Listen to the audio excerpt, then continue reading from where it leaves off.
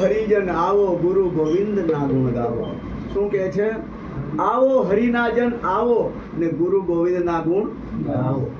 આ અવસર કેવો છે? મોઘા મૂલ્યનો છે. આ જે તે અવસર આપણને મળ્યો નથી, ખૂબ અનમોલ અવસર મળ્યો છે. આવો હરિજન આવો ગુરુ ગોવિંદ ના ગુણ ગાવો. આ અવસર મોઘા મૂલ્યનો. ગુરુનો મહિમા મોટો, જગમાં મળે નહીં એનો જોટો. એના તોલે કોઈ બીજી વસ્તુ આવે એવી નથી. ગુરુનો મહિમા મોટો, જગમાં મળે ને એનો જોટો. માટે આવો હરિજન આવો ગુરુ ગોવિંદ ના ગુણ ગાવો. રામકૃષ્ણ જેવા એ પણ ધ્યાન ગુરુનું ધરતા.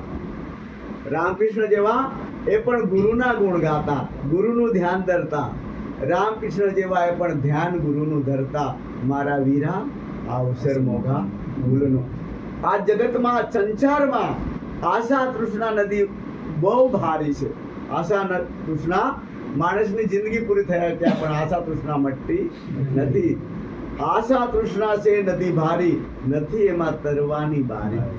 એમાં તરવાની બારી મળવી કઠિન છે. માટે આવો હરિજન આવો ગુરુ ગોવિંદ ના ગુરુ. આ અવસર મોઘા મૂલ્યનો છે. અવસર આપણો એડે ન જાય, અવસર આપણો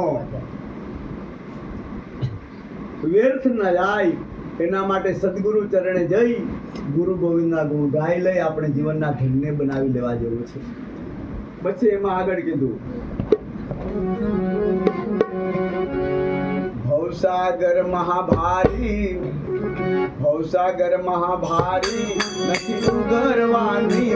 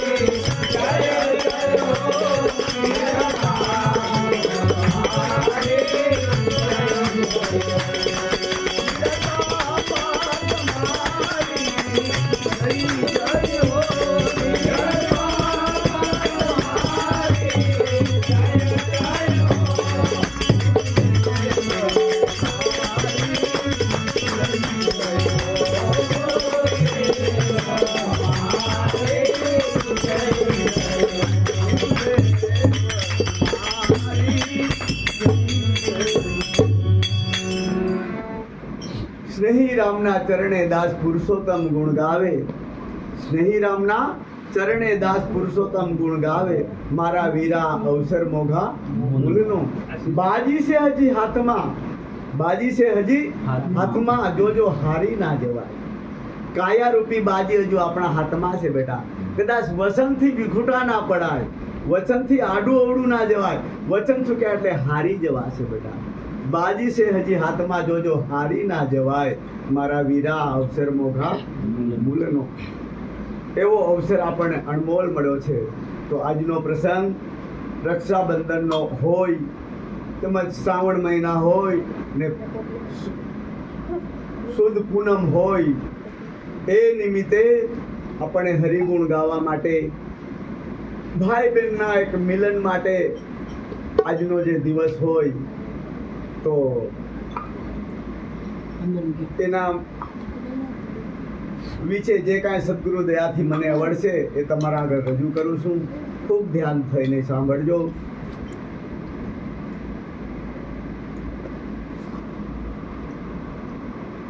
બેની મરે ભાઈ મરે ભવ હારીએ, બેની મરે જસ જાય, ભાઈ મરે ભવ હારીએ, બેની મરે જસ જાય, પણ જેના બાળપણમાં માવતર મરે એના ચારે કોર વાયરા.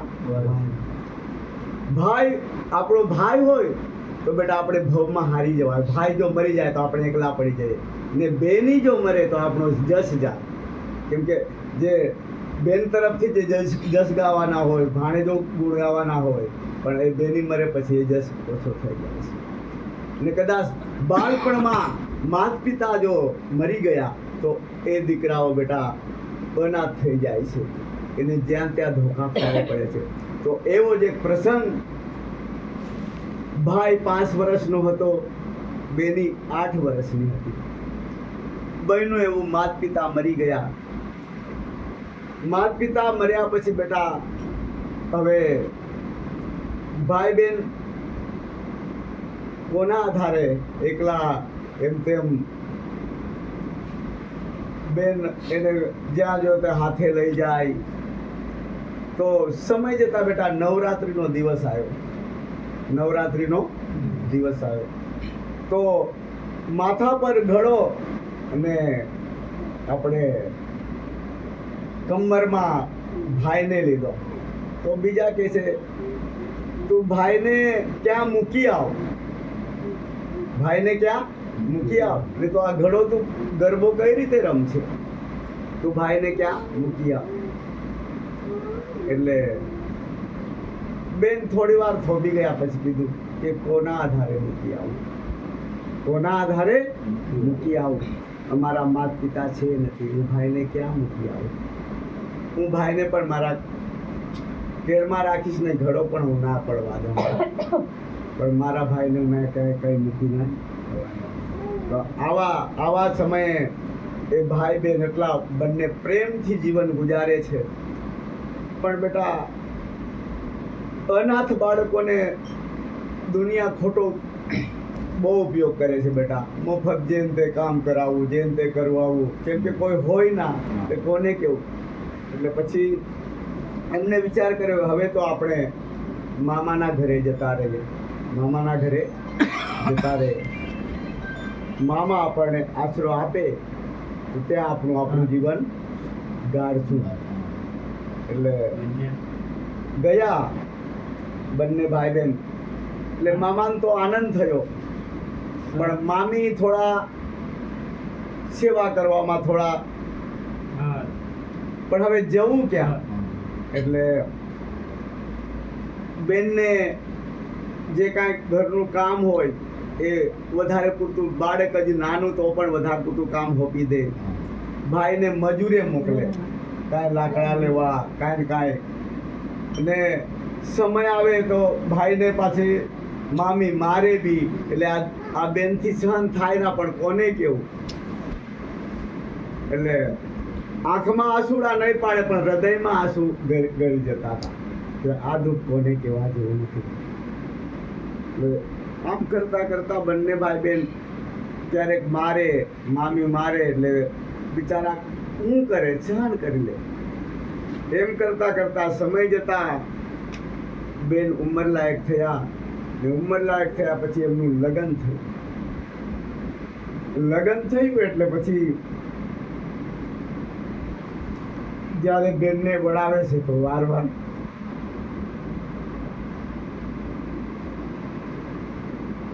ભાઈ બાજુ જુએ છે.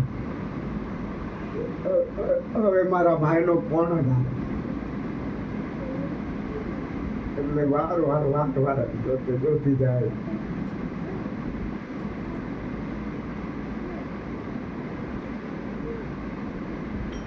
એમ કરતા વિદાય લીધી, પણ જે વિદાય લીધા પછી ભાઈને ક્યારેક ત્યાં જવાનું થયું નહીં. ભાઈ પણ પછી પરદેશ કામે નીકળી ગયા. એટલે ત્યાં સાસુને નણંદ કહે છે કે તારો કોઈ ભાઈ નથી, ક્યારે કોઈ કંઈ આવતું નથી, તું ભાઈ વગરની છે, ન ભાઈ છે, ભાઈ હોય તો આવે ને એમ. એટલે ભાઈ છે પણ આવશે, ભાઈ આવશે, પણ પેલી લોકો માને ના કે હોત આટલા વર્ષો થયા કેમ ના આવે. તો બેને સમય જતા કોઈ પરદેશ બીજા કોઈ માણસો જવાના અમને ચિઠ્ઠી મોકલાવી કે મારા ભાઈને સંદેશો આપજો કે મને મળવા આવે.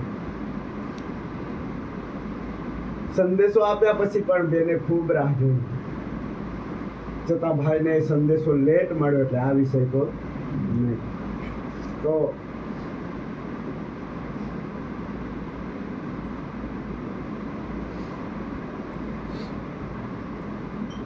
આજનો જે રક્ષાબંધનનો દિવસ હતો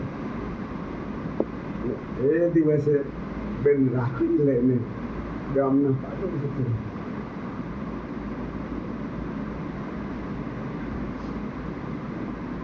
કે હવે મારો ભાઈ આવશે, હવે મારો ભાઈ આવશે.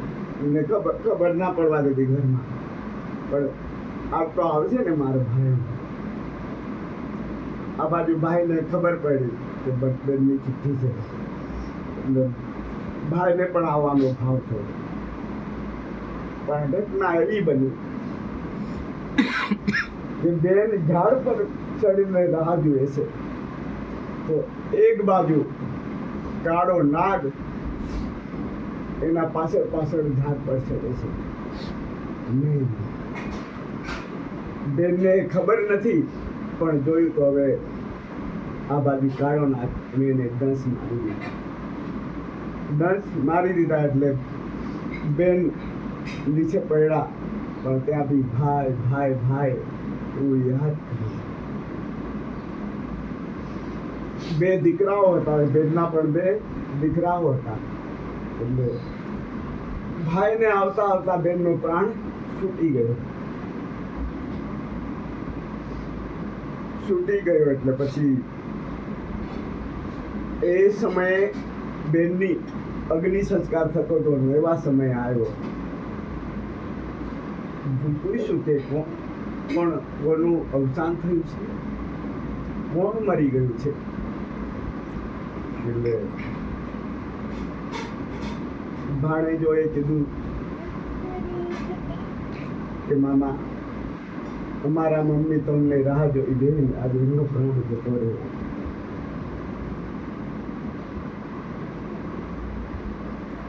તો બેન માટે જે લાવ્યો હતો એ શમશાનમાં ગયો.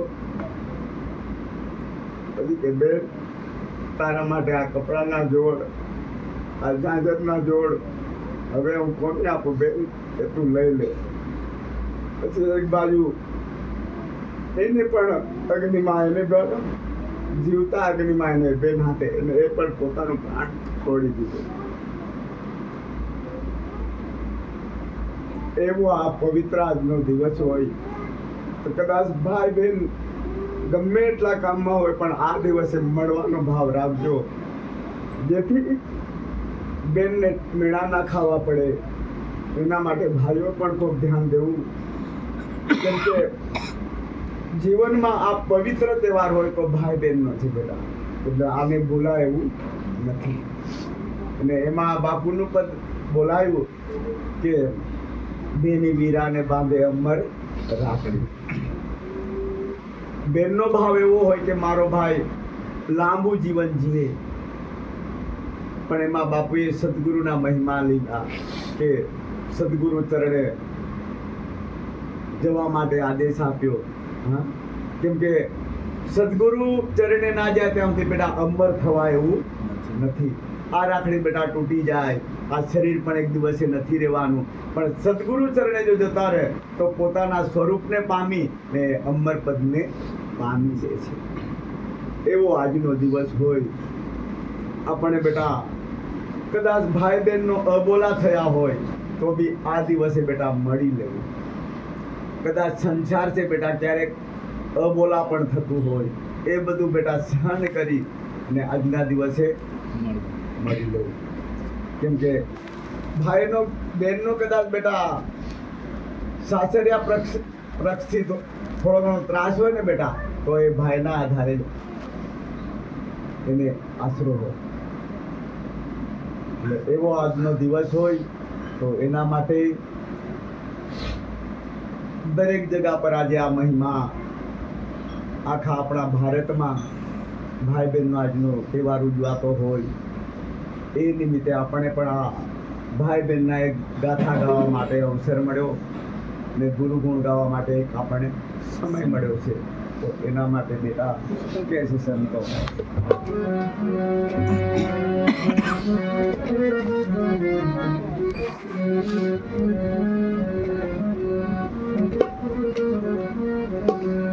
નામ રૂપ ગુણ થી બહાર સદગુરુ સાહેબ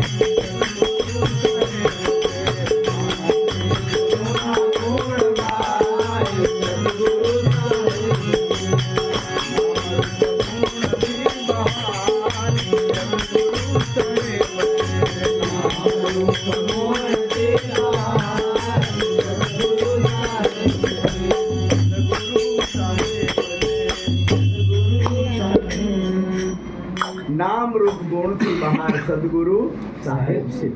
એ પદને નિશ્ચય કરો એનો બેડો પાર છે. સદગુરુ ક્યાં છે બેટા? નામ રૂપ ગુણથી બહાર છે. નામ રૂપ ગુણથી બહાર છે.